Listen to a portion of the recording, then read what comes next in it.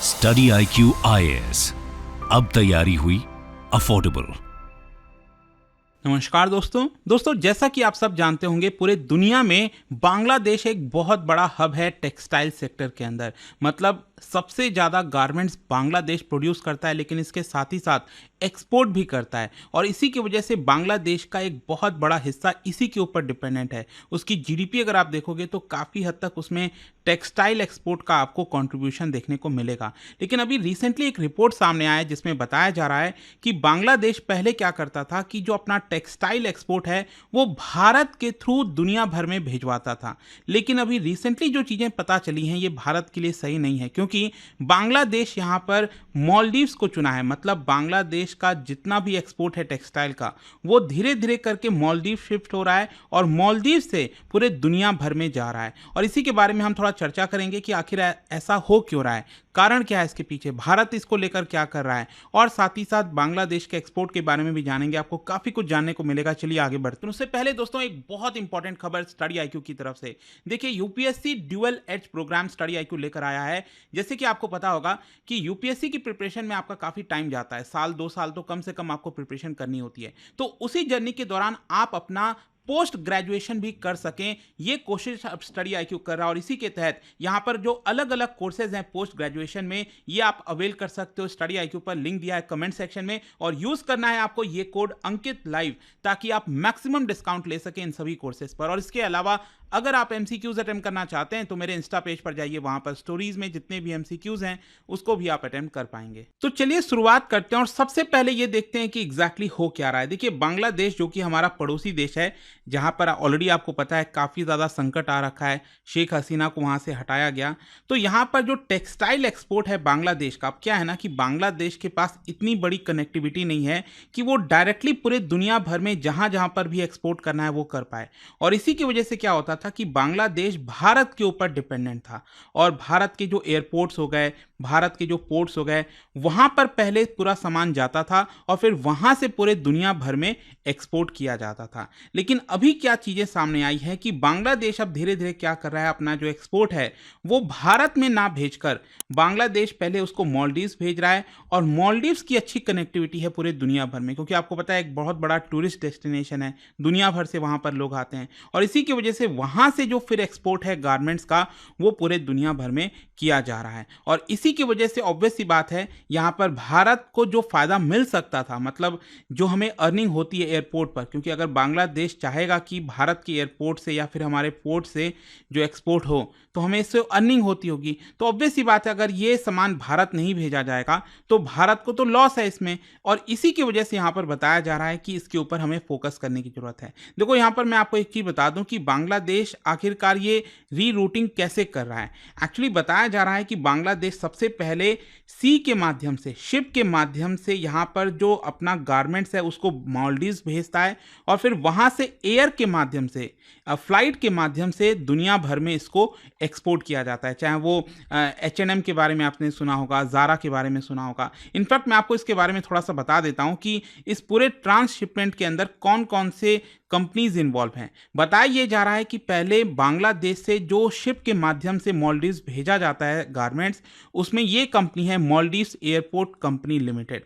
वो यहाँ पर सी के माध्यम से मालदीव्स भेजती है, और फिर वहाँ से सबसे पहले बताया गया कि मार्च 2024 में यहाँ पर जो टर्किश एयरलाइन है उन्होंने एक्चुअली जो पूरा सामान है मालदीव से उसको जर्मनी भेजा। वैसे अगर आप देखोगे तो टोटल 7 एयरलाइंस हैं जो इस पूरे ट्रांसशिपमेंट में इन्वॉल्व हैं, जैसे कतर एयरवेज हो गया, एमिरेट्स हो गया, टर्किश एयरलाइंस हो गई, ये सब आपको देखने को मिलेगा। और बांग्लादेश आप ध्यान रखिएगा ये दुनिया की जो बहुत नामी कंपनीज हैं जहाँ से आप कपड़े खरीदते हो, भारत में भी आपने देखा होगा H&M, ज़ारा, इस तरह की बड़ी बड़ी कंपनीज हैं जहाँ पर जाकर लोग कपड़े खरीदते हैं। अक्सर आप देखना उसके पीछे लिखा होता है मेड इन बांग्लादेश, तो वहाँ पर प्रोड्यूस होता है, ये बनता है और फिर भारत में और दुनिया भर में इसको भेजा जाता है। खैर इसके अलावा अब क्वेश्चन ये है कि आखिरकार इसका असर क्या होगा। जाहिर सी बात है कि अगर ये चीज़ें भारत नहीं आ रही हैं पहले, तो इसकी वजह से जो ट्रेड रिलेशंस हैं दोनों देश के बीच में वो यहाँ पर खराब हो सकते हैं। साथ ही साथ जो अपॉर्चुनिटीज़ थी लॉजिस्टिक और इंफ्रास्ट्रक्चर प्रोजेक्ट्स की, वो कहीं ना कहीं कम हो जाएंगी। क्योंकि देखिए यहाँ पर अक्सर आप सुनते रहते होंगे कि जब शेख हसीना के समय में जो रेड रोल ट्रांसपोर्टेशन है, जो रेलवे लाइन है, उसको ओपन किया गया। तो ये क्यों ओपन किया जा रहा था? ताकि यहाँ पर जो ज़्यादा से ज़्यादा ट्रेड है भारत और बांग्लादेश के बीच में वो हो सके। लेकिन कहीं न कहीं अगर ऐसा नहीं होगा, बांग्लादेश डायरेक्टली ये सामान को मालदीव्स भेजेगा और फिर ये दुनिया भर में जाएगा, तो इसकी वजह से इम्पैक्ट तो होगा ही होगा।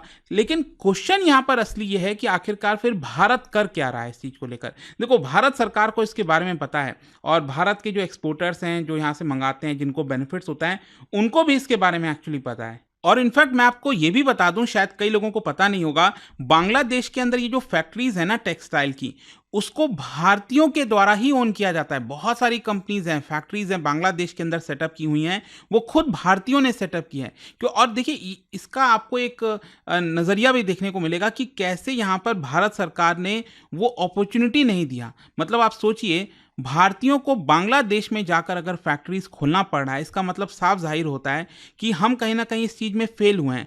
हमने वो एक एक्सेस, एक अपॉर्चुनिटी जो देना चाहिए अपने लोगों के लिए ताकि वो भारत में ही फैक्ट्रीज खोल सकें, वो नहीं मिला। And that is why Indians जो हैं बहुत सारे, वो बांग्लादेश में जाकर इस तरह के फैक्ट्रीज खोले। और इसी की वजह से आज के डेट में अगर आप देखोगे, बांग्लादेश का जो टेक्सटाइल इंडस्ट्री है, वो बांग्लादेश के टोटल एक्सपोर्ट का 80% जो है कंट्रीब्यूट करता है। और बांग्लादेश की 13% जीडीपी उसके टेक्सटाइल इंडस्ट्री पर निर्भर करती है। और कहीं ना कहीं भारत सरकार को इसके बारे में पता है और इस चीज़ को रिव्यू कर रही है। लेकिन क्वेश्चन यहाँ पर यह बनता है कि आखिरकार बांग्लादेश ऐसा क्यों कर रहा है? कुछ तो हुआ होगा। देखो, मैं आपको बता दूं, यहाँ पर ऐसा कुछ नहीं है कि कोई बांग्लादेश भारत से बदला ले रहा है, इसकी वजह से वो सामान को मालदीव्स भेज रहा है, क्योंकि एक लुक में आपको शायद ऐसा देखने को मिलेगा, बट ऐसा नहीं है। एक्चुअली क्या है ना, यहाँ पर सप्लाई चेन में प्रॉब्लम हो रही है। और स्पेशली यहाँ पर भारत में अगर आप देखोगे, जो हमारे पोर्ट्स हैं और जो एयरपोर्ट्स हैं, वहाँ पर बहुत ज़्यादा कंजेशन बढ़ गया है। और इसी कंजेशन की वजह से बांग्लादेश अपना एक्सपोर्ट समय पर नहीं कर पा रहा था। मतलब मान के चलिए, अगर मैं कहता हूँ बांग्लादेश से कोई सामान आया भारत के पोर्ट पर या फिर एयरपोर्ट पर, और उसको जर्मनी ट्रांसपोर्ट करना है या फिर लंदन ट्रांसपोर्ट करना है, लेकिन हमारे एयरपोर्ट पर ऑलरेडी इतना ज़्यादा कंजेशन हो गया है जिसकी वजह से हम उसको टाइम पर सेंड नहीं कर पा रहे हैं, तो ऑब्वियस सी बात है ना, बांग्लादेश फिर भारत को क्यों चुनेगा? वो तो अल्टीमेटली मालदीव्स जाएगा और बाकी जगहों पर जाएगा ताकि समय पर उसके सामान को पहुंचाया जा सके। और इसीलिए आप देखिए, यहाँ पर कई सारे जो लोग हैं, एक्सपर्ट्स हैं, उनका ये कहना है कि देखिए, टेक्सटाइल भी एक तरह का पेरिशेबल गुड्स होता है। मतलब आप इसको वैसा मत समझिए कि आपने एक बार बना दिया और ये बहुत सालों तक चलता रहेगा, ऐसा नहीं है। ये जैसे सब्जी, फ्रूट्स वगैरह होते हैं ना, कुछ वैसा ही है। मैं आपको बताता हूँ कैसे। एक्चुअली फैशन आपको पता है डे बाय डे चेंज होता रहता है। तो आज आपने जो बनाया, जरूरी नहीं है कि 6 महीने बाद वो रेलेवेंट हो। फिर इसके अलावा सीजन भी काफ़ी मैटर करता है। मतलब आप कपड़े बना रहे हो गर्मी के लिए और वो पहुंच रहा है सर्दी के समय, तो क्या उसको कोई खरीदेगा? नहीं खरीदेगा। एंड दैट इज़ वाई यहाँ पर बांग्लादेश के लिए चिंता की बात थी। और बांग्लादेश की इकोनॉमी उसी के ऊपर डिपेंडेंट है। एंड उसी की वजह से बांग्लादेश ने कहीं ना कहीं दूसरा इसका जो उपाय है वो सोचा, और वो यहाँ पर अब मालदीव्स के माध्यम से धीरे धीरे करके अपना एक्सपोर्ट कर रहे हैं। तो भारत को इसके बारे में सोचना चाहिए कि क्यों हम इस चीज़ में फेल हुए, क्यों यहाँ पर हम अपने एयरपोर्ट्स पर वो और ज़्यादा कैपेसिटी नहीं बढ़ा पाए, क्यों हमने पोर्ट्स पर अपनी कैपेसिटी नहीं बढ़ा पाए, राइट। खैर, इसके अलावा अगर हम बात करें कि भारत के जो लोग हैं और भारत के जो एक्सपोर्टर्स हैं, वो इसके बारे में क्या सोचते हैं, देखिए उनका भी ये कहना है। इनफैक्ट यहाँ पर एक जो एसोसिएशन के हेड हैं, उनका तो ये भी कहना था कि हमने खुद भारत सरकार को रिक्वेस्ट किया था कि बांग्लादेश से जो टेक्सटाइल्स आ रहा है, यहाँ पर जो कपड़े आ रहे हैं भारत के एयरपोर्ट्स पर, आप प्लीज़ उसको रोकिए, क्योंकि ऑलरेडी एयरपोर्ट्स पर बहुत ज़्यादा कंजेशन हो गया है। यहाँ पर कैपेसिटी नहीं है कि उसको और देशों के चीज़ों को हैंडल किया जाए। एंड दैट इज़ वाई अगर आप देखिए तो ये आपको प्रॉब्लम देखने को मिलेगी। और यहाँ पर कई लोग ये भी सोच रहे होंगे कि शेख हसीना के जाने की वजह से ये सब कुछ हुआ है। ऐसा नहीं है बिल्कुल भी। और मैंने आपको पहले ही बताया कि ये एक्चुअली शुरुआत मार्च में ही हो गया था, मार्च 2024 में। तो ये दिखाता है कि ये शेख हसीना के समय से ही चलता आ रहा है। फिर इसके अलावा अगर हम बात करें गारमेंट एक्सपोर्ट के बारे में कि बांग्लादेश कितना एक्सपोर्ट करता है, तो आप ये नंबर देखिए। बांग्लादेश का जो एक्सपोर्ट है वो पहुंच गया $44 बिलियन 2023-24 में। ये एक्चुअली कम हुआ है। 2022-23 के फाइनेंशियल ईयर में अगर आप देखोगे तो बांग्लादेश ने $46.5 बिलियन का एक्सपोर्ट किया था, जो कि उसके पिछले साल के मुकाबले 17% था। लेकिन 2023-24 में ये कम हो गया, करीब 4-5%। इसका कारण बताया जा रहा है कि दुनिया भर में जो डिमांड है वो कम हुई है, और ये कहीं ना कहीं दर्शाता है कि दुनिया में जो इकोनॉमिक चैलेंजेस हैं वो यहाँ पर बढ़ता जा रहा है, क्योंकि डिमांड कम हो रहा है, लोगों की इनकम कम है और इसलिए लोग कपड़े नहीं खरीद रहे हैं, और इसी की वजह से बांग्लादेश का भी जो एक्सपोर्ट है गारमेंट का वो भी यहाँ पर कम हुआ है। वैसे मैं आपको बता दूं कि यहाँ पर बांग्लादेश दुनिया में थर्ड लार्जेस्ट एक्सपोर्टर है क्लोथिंग का। सबसे पहला आता है चाइना, उसके बाद यूरोपियन यूनियन, और फिर आता है आपका बांग्लादेश। जहां तक भारत का सवाल है, मैं आपको बता दूं, बांग्लादेश जितना भी एक्सपोर्ट करता है गारमेंट्स का, उसका आधा भी शायद हम नहीं कर पाते। और यहां पर देखिए भारत करता क्या है, भारत फिनिश्ड गुड नहीं भेज रहा है, एक्चुअल में जो कॉटन होता है ना वो हम बड़ी मात्रा में बांग्लादेश को भेजते हैं, ताकि वो बांग्लादेश कॉटन से यहाँ पर कपड़े बनाए और फिर उसको वो एक्सपोर्ट कर पाता है। और इनफैक्ट अगर आप देखोगे 2023-24 में, जो पिछला वाला फाइनेंशियल ईयर था, लास्ट फाइनेंशियल ईयर, इसमें टोटल हमारा जो एक्सपोर्ट था भारत से बांग्लादेश वो था $2.18 बिलियन, जिसमें से $1.86 बिलियन सिर्फ कॉटन था। सोच के देखिए, सिर्फ कॉटन जो है इसमें, मतलब ज़्यादातर हम बांग्लादेश को कॉटन एक्सपोर्ट करते हैं। इनफैक्ट ये जो करंट फाइनेंशियल ईयर चल रहा है 2024-25 का, इसमें भी अप्रैल से सितंबर तक के महीने में, मतलब ये 6 महीने में अगर आप देखोगे तो हमारा टोटल एक्सपोर्ट $1.25 बिलियन रहा है, जिसमें से $1.1 बिलियन हमने सिर्फ कॉटन एक्सपोर्ट किया है। तो काफ़ी सुधार की ज़रूरत है। इसमें आपको बहुत सारे प्रॉब्लम्स देखने को मिलेंगे कि एक तो हमारे यहाँ पर इंफ्रास्ट्रक्चर और कैपेसिटी बढ़ाने की ज़रूरत है, और फिर दूसरा यहाँ पर यह है कि जो गारमेंट्स वगैरह जैसी चीज़ें हैं, टेक्सटाइल सेक्टर, वो शायद भारत में उतना हमने अपॉर्चुनिटी का फ़ायदा नहीं उठाया और वो बांग्लादेश ने उठा लिया। तो देखते हैं आगे क्या होता है। लेकिन जाने से पहले एक इंटरेस्टिंग क्वेश्चन, क्योंकि हम टेक्सटाइल की बात कर रहे हैं, क्या आप बता सकते हो इन चारों में से कौन सा सिल्क का एक प्रकार नहीं है? इसका राइट आंसर आप सबको पता है, मेरे इंस्टाग्राम पर तो मिलेगा ही।